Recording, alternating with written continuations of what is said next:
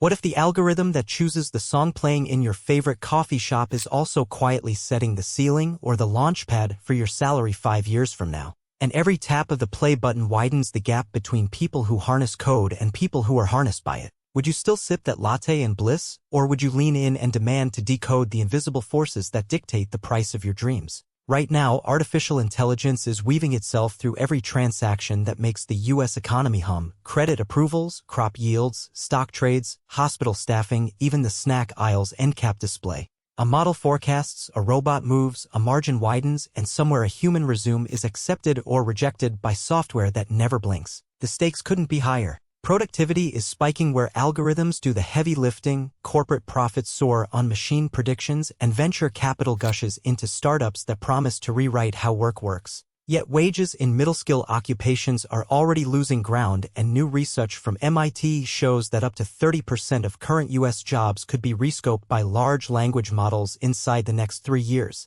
History tells us technology lifts nations, but it doesn't serve everyone by default, and it never negotiates with the unprepared. Picture yourself in 2030. You wake up and ask your voice assistant for the news, but it answers with a job offer you never requested because it knows you were laid off at 2:07 a.m. while you slept. A pink slip triggered by an overnight performance simulation that proved an algorithmic colleague could finish your quarterly report before sunrise. You scrambled to res-kill, but the online boot camps are auctioning seats in real time, tuition spiking as thousands of other displaced professionals flood the same learning platforms. Flip the timeline back instead. Remember the mid-1990s dial-up squeals? Few foresaw that a handful of platforms would capture most online advertising wealth or that middle-class wages would stall for a decade. Ignoring AI's warning lights today recreates that naivete on fast forward. If Congress keeps delaying comprehensive AI legislation, if companies bury risk assessments in footnotes, if workers trust the HR portal's skills gap quiz to safeguard careers,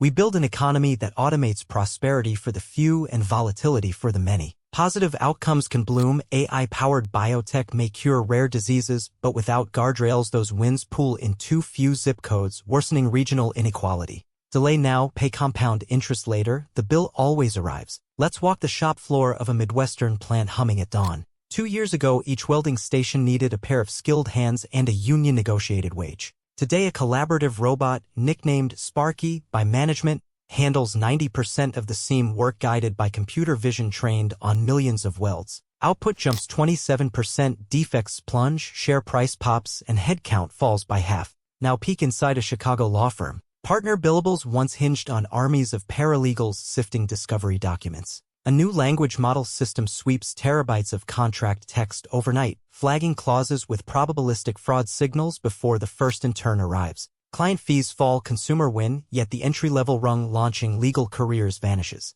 Down in Atlanta, an AI logistics dashboard reroutes trucks minutes before a storm, slashing spoiled produce. Customers cheer at fresher groceries, CFOs celebrate savings, yet 2 dispatch centers close, erasing hundreds of mid-skill jobs that once anchored local tax bases. Aggregate productivity climbs, but so does zip code volatility. Artificial intelligence doesn't merely move spreadsheet line items, it rewrites community story arcs. So what do you actually do when the software is that fast and the marketplace even faster? First, treat AI literacy the way previous generations treated basic computer literacy, non-negotiable. Block out an evening this week to explore a free tutorial, then test a public model in your own domain. Teachers can pilot adaptive learning tools and measure lesson prep gains. Cafe owners can analyze order trends with a lightweight predictor. Finance pros can sandbox a chatbot against last quarter's data and chart the deltas. Overlay human judgment where the machine stumbles, that gap is your moat. Meanwhile, build a network.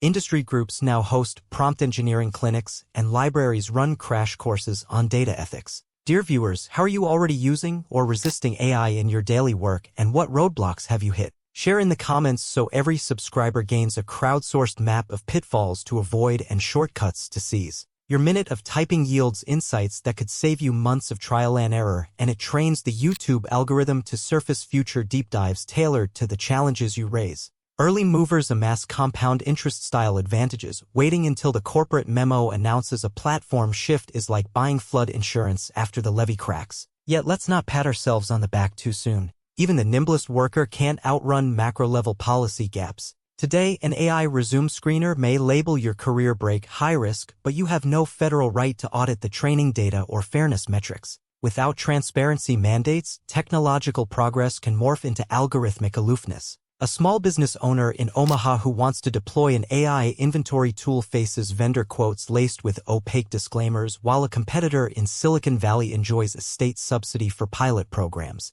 Multiply that inconsistency across 50 states and you get new digital gerrymandering, opportunity determined more by zip code than grit. The paradox intensifies. The more we lean on AI to forecast budgets and steer macro decisions, the more urgent and harder it becomes to ensure those systems embed diverse data and guard against bias. Failing here locks entire demographics out of prosperity loops for a generation. Individual agency must meet collective responsibility fast. A durable game plan emerges when three gears mesh: personal mastery, corporate stewardship, public policy architecture. You know the opening moves: continuous AI fluency, cross-disciplinary collaboration, and experimental mindset. Companies must align incentives so efficiency gains translate into worker transitions, not worker terminations. Experiments prove it works. AT&T's Future Ready initiative subsidized nanodegree programs and redeployed 14,000 employees into new AI-adjacent roles within 3 years. BMW ties automation upgrades to wage insurance guarantees, cushioning supplier networks.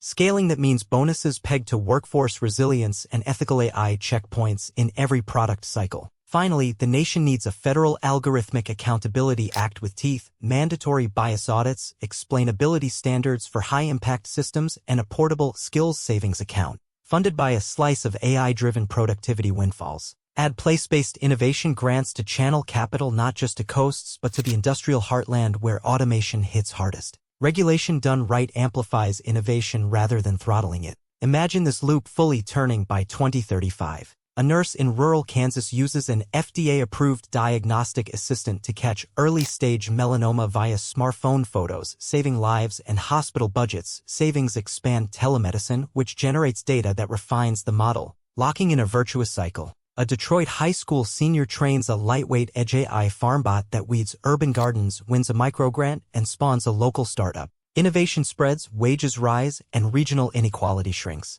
Yet tension persists. Edge AI surges strain energy grids, data center construction competes with affordable housing, water cooling demands clash with drought management. The stakes morph from "will AI take my job" to "can infrastructure keep pace with ambition?" Your viewership isn't passive consumption, it's civic muscle. Today's comment thread maps lived experiences. Tomorrow the channel's community tab will cross-reference them with policy proposals. Subscribing isn't vanity, it's your ticket to live sessions with labor economists, grid planners, and ethicists where you stress-test ideas before they ossify into regulations. Every minute you invest accelerates collective intelligence. Silence leaves decisions to someone else's model. So here we are, back at the coffee shop where a simple playlist algorithm sparked this journey. The afternoon crowd files in, unaware their favorite melody is chosen not just for vibe but to optimize dwell time, purchase size, even real estate valuations predicting the next rent hike. The song ends, another begins, and data flows to logistics networks, labor scheduling apps, and ad exchanges bidding for your attention. You step outside to a street of autonomous delivery bots and rideshares negotiating curb space in milliseconds. A decade ago the scene felt futuristic, today it's Tuesday. The question humming in your earbuds isn't whether AI affects the American economy, it's how deliberately you'll affect AI's trajectory. Will you treat it like weather to endure or architecture to design? The blueprint starts with the comment you leave tonight, the skill you learn this month, the policy email you send this quarter. Future historians may trace the pivot point when citizens stopped outsourcing destiny to algorithms and started co-authoring it back to conversations like this one. If even one idea here feels worth testing, pass the link forward. Someone in your network is hunting for the same light bulb. Tap subscribe to stay in the loop because next week we're dissecting the AI energy paradox and you'll want first crack at the playbook. Until then, keep your curiosity upgraded, your skepticism powered by evidence, and your gaze fixed not on the code itself but on the society we can script together. Thanks for watching and see you in the next one.